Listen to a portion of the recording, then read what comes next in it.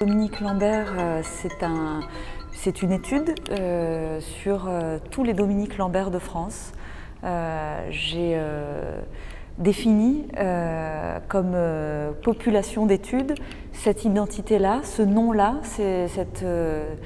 cet ensemble d'homonymes, parce que je souhaitais m'intéresser à une population d'études mixtes. Et Dominique, c'est le premier prénom mixte qui est le plus porté en France. C'est aussi le 27e prénom le plus porté, catégorie hommes et femmes confondus. Et je l'ai associé à Lambert, qui est le 27e nom de famille le plus porté en France. Donc c'est comme ça que j'ai obtenu Dominique Lambert, comme ça que j'ai rencontré cette population des Dominique Lambert. J'ai décidé de contacter tous les Dominique Lambert de France, donc 191 Dominique Lambert répertoriés dans les pages blanches en 2004, quand j'ai commencé le projet. Et je leur ai écrit, je leur ai demandé de remplir un portrait chinois.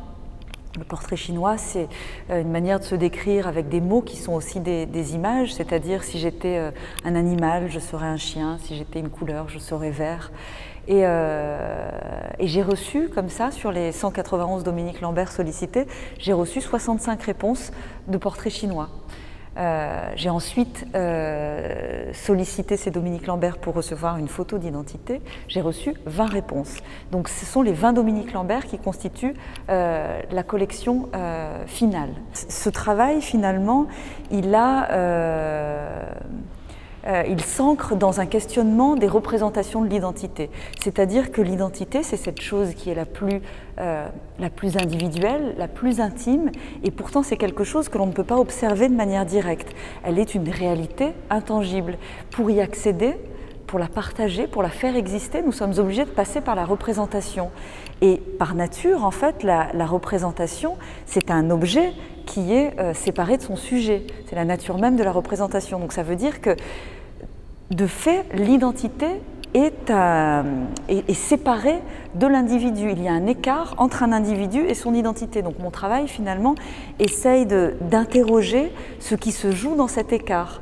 Et à partir de cette population d'études, j'ai utilisé des techniques qui sont les techniques officielles pour représenter l'identité. Et donc, la technique du portrait robot, telle qu'utilisée par la police, portrait robot avec logiciel ou dessiné, la figure de l'expert, puisque j'ai travaillé avec des psychologues, des statisticiens. Et donc, c'est un travail qui s'est déroulé en 6 étapes. Les 6 étapes, donc à partir du portrait chinois que j'ai reçu des Dominique Lambert, j'ai organisé un comité, le comité consultatif pour la description des Dominique Lambert, qui était composé d'un psychologue, d'un inspecteur de police, d'un statisticien et d'un juriste. Et à partir des portraits chinois, je leur ai demandé de déterminer le physique du ou de la Dominique Lambert, donc de déterminer son âge et ses traits physiques. Donc j'obtiens un texte qui décrit le ou la Dominique. À partir de ce texte établi par le comité, j'ai travaillé avec un dessinateur, Benoît Bonnemaison-Fit, qui lui n'avait accès qu'au texte et qui a transformé donc ces mots, ce texte, en dessin, qui a donné les premiers traits du ou de la Dominique. À partir du portrait dessiné, j'ai ensuite travaillé avec Dominique Ledé, qui est enquêteur à l'identité judiciaire à la préfecture de police de Paris. Il a transformé les dessins en portraits robots.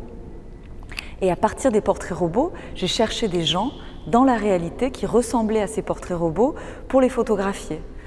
Et la dernière modalité donc, de cette chaîne de représentation, c'est une enveloppe cachetée qui contient la photographie d'identité du véritable Dominique Lambert, celui qui a rempli le portrait chinois. Chaque intervenant de chaque étape n'ayant accès à chaque fois qu'au résultat de l'étape précédente. Donc à chaque fois la question finalement, puisque l'identité ne peut être qu'une traduction, dans une traduction, dans une transmission d'informations, il y a effectivement quelque chose qui transite, mais il y a également une création et une déperdition d'informations. Donc c'est ça que j'ai essayé d'explorer avec Dominique Lambert.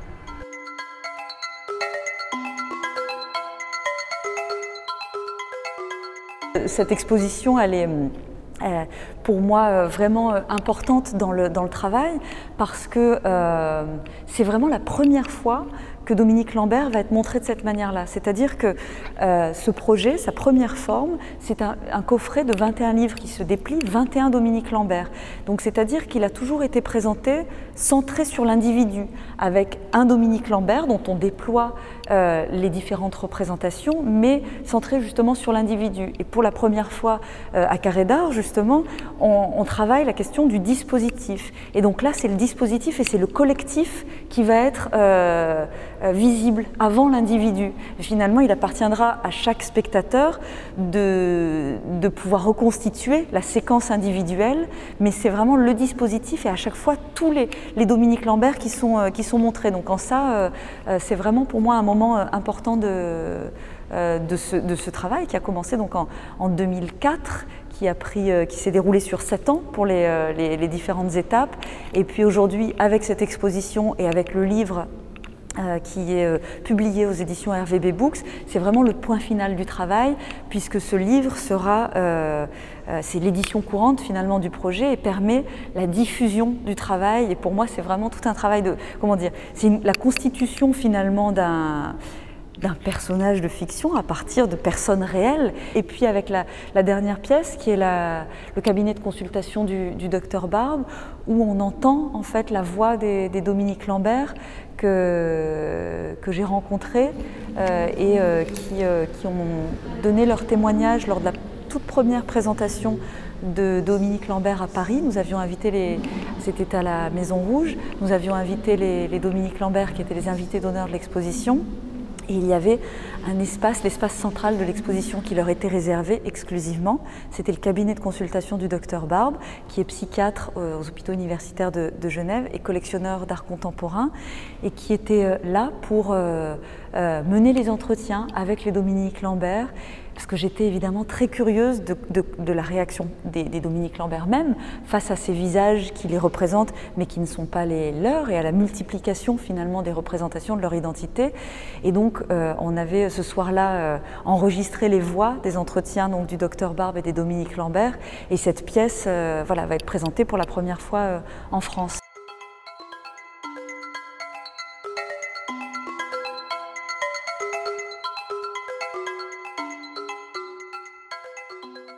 Les experts que j'ai réunis dans le comité, je pense par exemple au psychologue, a bien insisté sur le fait qu'il se prêtait à l'expérience par curiosité, mais qu'en aucun cas c'était quelque chose, comment dire, que son travail en tant que psychologue ne permettait pas de réaliser de manière objective et de manière scientifique ma requête.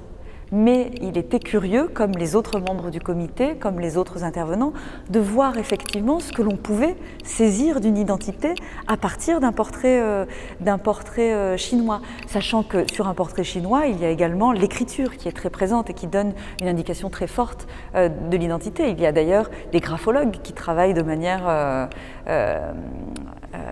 enfin en tout cas qui se fondent sur ces questions-là pour donner une représentation de l'identité. Et ce sont des professions qui peuvent être sollicitées, notamment dans le monde de l'entreprise. C'est des gens qui sont utilisés, des compétences qui sont utilisées. Ce dont par contre j'ai la conviction, c'est que justement toute représentation ne peut être neutre. Toute représentation est forcément parcellaire, est forcément une coupe et forcément un point de vue. Et donc c'est ça que j'essaye de travailler, et comment des éléments et des outils qui ont force d'objectivité et qui sont utilisés justement dans un contexte d'objectivité ont finalement en retour un effet réel sur les corps représentés et sur les identités réelles.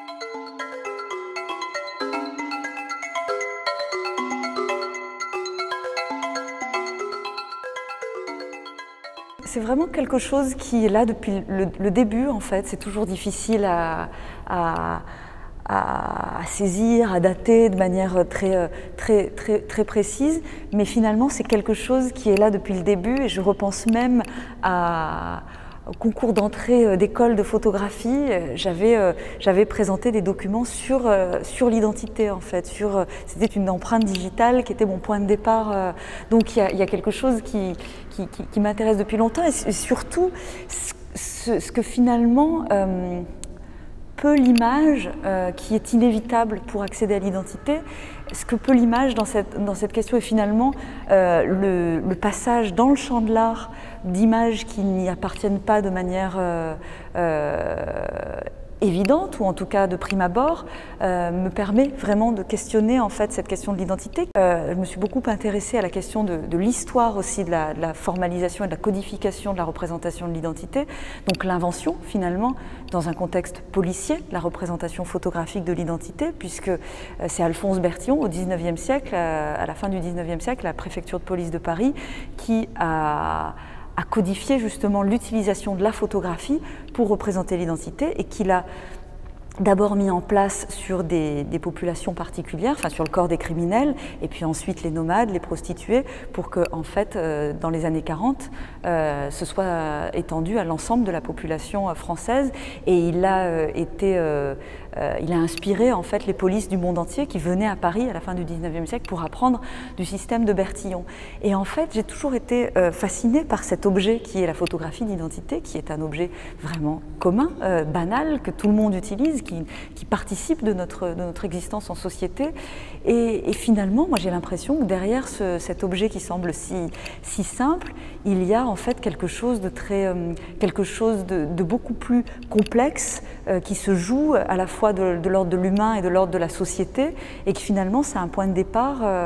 Voilà, ça m'intéresse de le questionner et finalement de réaliser que cet objet qui nous accompagne et qui n'est pas problématique n'est pas une vérité éternelle telle qu'on pourrait parfois le croire, mais bien plutôt une invention récente, et de comprendre dans quel contexte cette invention a émergé en fait. Moi, ce qui m'intéresse dans cette question de l'identité, c'est justement que la question de sa représentation, c'est vraiment un point de contact entre l'individu et la société. Donc la question du collectif et de comment on vit en société au travers de notre image, voilà, elle m'intéresse beaucoup. Et aujourd'hui, c'est finalement l'évolution justement de ces questions de biométrie et de reconnaissance à partir finalement du corps. Hein. C'est l'individu, on accède à son identité par son enveloppe corporelle. Donc avant la photographie, et puis aujourd'hui les techniques de reconnaissance faciale. Mais la photographie, elle est toujours là. La photographie, c'est ce qui a perduré de son système, et la photographie, elle est toujours une des composantes de nos